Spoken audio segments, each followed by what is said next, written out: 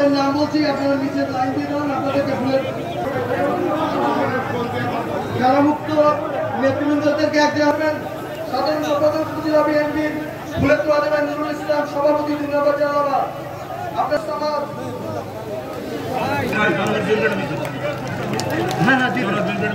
জয়নগরের মিছিল মুজিদ শামীমের নেতৃত্বে আমাদের মাঝে এসে আমাদের নেতৃত্বে একটি মিছিল শুভঙ্কর ঘাটি থেকে ইতিমধ্যে আমাদের মাঝে এসে উপস্থিত হয়েছে। রহমান সঞ্জু, আরিফুর রহমান রঞ্জু, তোফাজ্জল হোসেন সন্টু, জহুরুল ইসলাম, মোহাম্মদ শহীদুল ইসলাম সাবেক চেয়ারম্যান, অসংখ্য বিপ্লবীরা আজকে বাংলাদেশে মুক্ত হয়েছে আর মাফিয়া হাসিনা পালিয়ে গেছে। পলাতক নেত্রী শেখ হাসিনা। সংগ্রামী বন্ধুরা, হাবিবুল ইসলাম হামিদ, আমাদের যুবদল ছাত্রদল, আমাদের প্রিয় নেতারা ইন্তেকাল করেছেন, তাদের আত্মার মাগফিরাত কামনা করছি। আল্লাহ এই হত্যার কি বিচার চান না? এর আসামিকে বলেন, জোরে বলেন, আর হাত তুলে বলেন কে আসামি, কে গুলি করেছে? তারেক রহমানকে বাইরে রেখে মনে করেছিলেন তারেক রহমানের বিরুদ্ধে অনেক কথা বলেছে। এখন বীর কে? জোরে বলেন বীর কে? জোরে বলেন বীর কে? তারেক রহমান। তারেক রহমান আমি এই জনপদে অনেক উন্নয়ন করেছিলাম, এই জনপদে উন্নয়ন করেছিলাম। আমার পরে আর কোন উন্নয়ন করেছে কেউ? দুহাত তুলে ভাইকে দেখাই দেন। খালেদা জিয়া কলেজ, তারেক রহমান স্কুল এবং জিয়াউর রহমান কলেজ। ভাইয়া এই কলেজ গড়োয়ার মধ্যে খালেদা জিয়া কলেজ 1 নম্বর কলেজ থেকে বলে রেজাল্টে ফলাফলে কিন্তু বারবার চেষ্টা করেছে খালেদা জিয়ার নাম মুছে ফেলার। তারেক রহমান যে স্কুলটা করেছিলাম সেটি এমপিও দেয়নি। প্রিয় বন্ধুরা আমার, খালেদা জিয়ার পরে তারাই করেছিলাম জিয়াউর রহমান কলেজ, সেটাও 1 নম্বর কিনা বলেন, দুহাত তুলে দেখাই দেন। এই দুটি নাম মুছে ফেলার চেষ্টা করেছে। আমি আপনার পাগল, খালেদা জিয়ার পাগল, আমি তাদের ছাড়া আর কারো চিনি না। আমি এই বলে এই শক্তিকে জেলে গিয়েছি, খালেদা জিয়ার জেলে থাকবে। হাতে তুলে দিলাম ভাইয়ার আশীর্বাদ দিয়ে। আপনারা উনি যে নির্দেশনা দেবেন, আপনারা প্রস্তুত আছে? আজকে দুহাত তুলে দেখান, তোরা দেখান সবাই, এই হাত তুলেন, দুহাত তুলে হাত দেখান। খালেদাই আমি আর বলতে দেবো না, মাত্র 2 দিনের ব্যবধানে, এটা 1 দিন, কাল করেছি তালায়, আজ করেছি করোয়ায়। বিএনপি অফিস থেকে বলেছিল যে একটি সভা করেন। এখানে কত লক্ষ লোক হয়েছে বলেন? রাস্তায় ডবল লোক। এইটা আমার জীবনের ঐতিহাসিক জনসভা।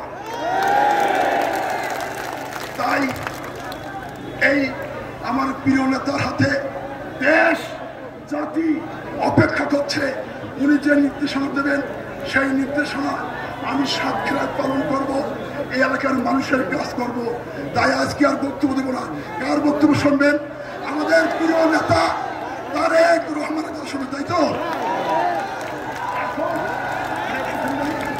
হবে যে ষড়যন্ত্র দেশের ভিতরে ছিল, যে ষড়যন্ত্র দেশের বাইরে ছিল, তাদের সেই ষড়যন্ত্র এখনো অব্যাহত আছে। তারা কোনোভাবেই চায় না এই দেশের মানুষ তাদের গণতান্ত্রিক অধিকার ফিরে পায়।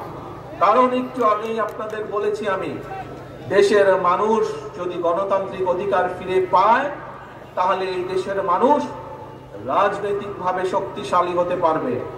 তাহলে এই দেশের মানুষ ধীরে ধীরে আস্তে আস্তে শক্তিশালী অর্থনৈতিক বুনিয়াদ গড়ে তুলতে পারবে। এবং দেশের মানুষ যখন অর্থনৈতিকভাবে, প্রতিটি সাধারণ মানুষ যখন অর্থনৈতিকভাবে শক্তিশালী হতে পারবে, নিজ মেরুদণ্ড সোজা করে দাঁড়াতে পারবে, তখন এই ষড়যন্ত্রকারীদের সব প্ল্যান প্রোগ্রাম ভেস্তে যাবে। সেই জন্যই ওই ষড়যন্ত্রকারীরা চায় না, সেই জন্যই দেশের ভিতরে এবং দেশের বাইরে থেকে যারা কলকাঠি নাড়ছে তারা চায় না যে দেশের মানুষ গণতন্ত্র ফিরে পায়। প্রিয় ভাই বোনেরা, কিন্তু এই দেশের মানুষই 1971 সালে যুদ্ধ করে দেশ স্বাধীন করেছে। এই দেশের মানুষ 90-এ আন্দোলনের মাধ্যমে স্বৈরাচারের পতন ঘটিয়েছে। এই দেশের জনতা, এই দেশের জনগণই আবারও 2024 সালে পৃথিবীর অন্যতম স্বৈরাচারের পতন ঘটিয়েছে। পতন ঘটায়নি, স্বৈরাচারকে এই দেশ থেকে বিতাড়িত করে দিয়েছে। এখন প্রিয় ভাই বোনেরা, আজ এটি হচ্ছে জনগণের সময়, এখন এটি বাংলাদেশের জনগণের দেশ। কাজে আজকে জনগণকে সচেতন হতে হবে, জনগণকে সিদ্ধান্ত নিতে হবে। যদি যে সম্ভাবনার কথা আপনাদের সামনে আমি বলেছি, এই রকম সম্ভাবনা আমি বলেছি বাংলাদেশের প্রতিটি জেলা, প্রতিটি অঞ্চলে আছে। আমরা যদি এই সম্ভাবনাগুলোকে কাজে লাগাতে পারি, বাংলাদেশের মানুষের ভাগ্যের পরিবর্তন অবশ্যই করা সম্ভব। এবং বিএনপির রাজনীতি, শহীদ জিয়ার রাজনীতি, দেশনেত্রী খালেদা জিয়ার রাজনীতি হচ্ছে বাংলাদেশের মানুষের ভাগ্যের পরিবর্তন ঘটানো, বাংলাদেশের মানুষের ভাগ্যের উন্নয়ন ঘটানো হচ্ছে দেশনেত্রী খালেদা জিয়ার রাজনীতি। বাংলাদেশের মানুষের ভাগ্যের উন্নয়নই ঘটানো হচ্ছে শহীদ রাষ্ট্রপতি জিয়ার রাজনৈতিক আদর্শ, রাজনৈতিক দর্শন।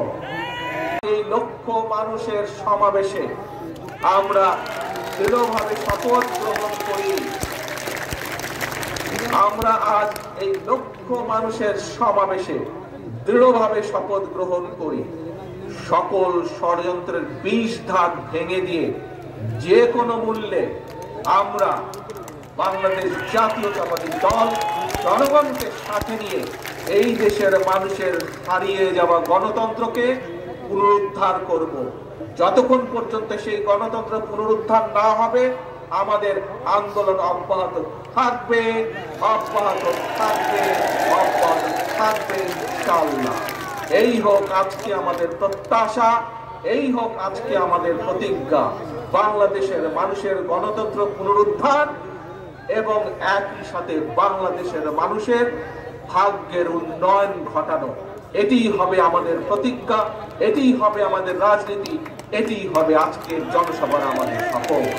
সকলকে বিদায় জানিয়ে আমি আমার বক্তব্য শেষ করছি। আল্লাহ হাফেজ। বাংলাদেশ জিন্দাবাদ, বাংলাদেশ জাতীয়তাবাদী দল জিন্দাবাদ।